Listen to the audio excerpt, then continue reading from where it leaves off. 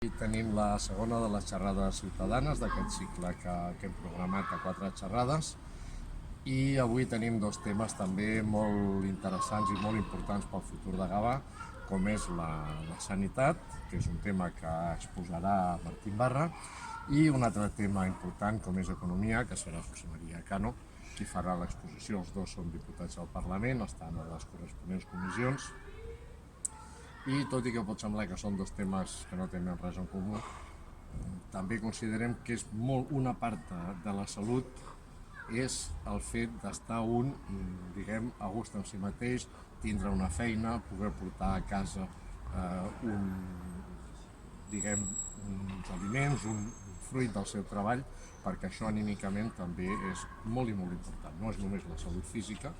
I llavors hem enllaçat aquests dos temes des d'aquest punt de vista i hem escollit aquests dos diputats que tenen experiència, cadascun amb el seu camp corresponent, i que creiem que són dos dels temes que també, amb els que Gavà també necessita un canvi, que és una mica el lema d'aquestes jornades ciutadanes.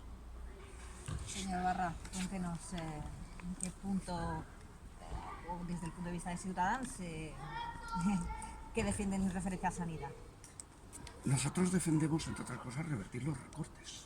Hay que tener en cuenta que Cataluña es la comunidad autónoma en donde más se ha recortado en sanidad de toda España y donde vamos más retrasados en recuperar el gasto previo. Piense que somos la única comunidad autónoma que no ha devuelto la paga extra a sus funcionarios, en sanidad y en conjunto.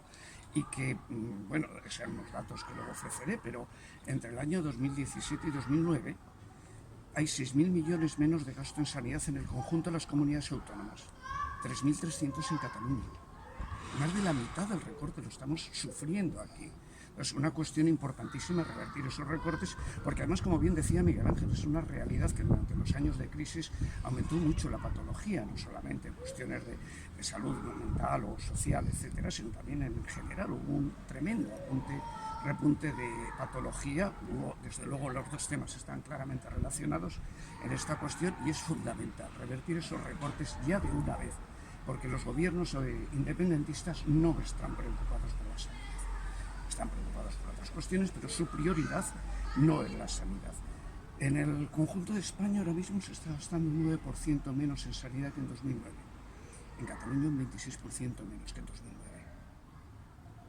Algo está pasando en Cataluña que tiene que ver claramente con las prioridades del gobierno independentista, que todos las conocemos y que desde luego la sanidad no es una de ellas. Y esto lo pondré de relieve en la charla, aparte de también hacer alguna mención de cuáles son nuestras propuestas, no solamente para Gavà, con perdón, sino también para el conjunto de Cataluña y para toda España. Claro que sí.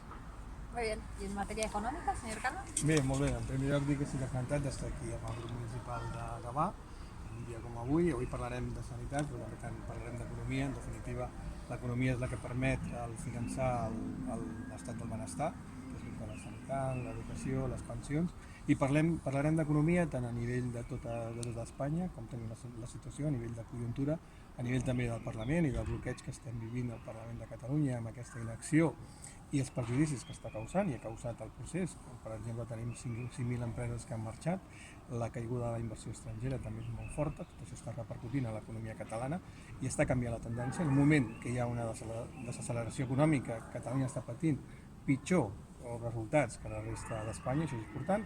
I per finalitzar parlarem també de política activa municipal a nivell d'emprenedoria, a nivell de com recolzar les empreses, com millorar el servei d'ocupació, tots aquests temes que realment preocupen a la ciutadania, perquè en definitiva sense benestar econòmic tampoc hi ha igualtat i la millor manera que hi hagi igualtat és que la gent tingui un sou digne. Molt bé.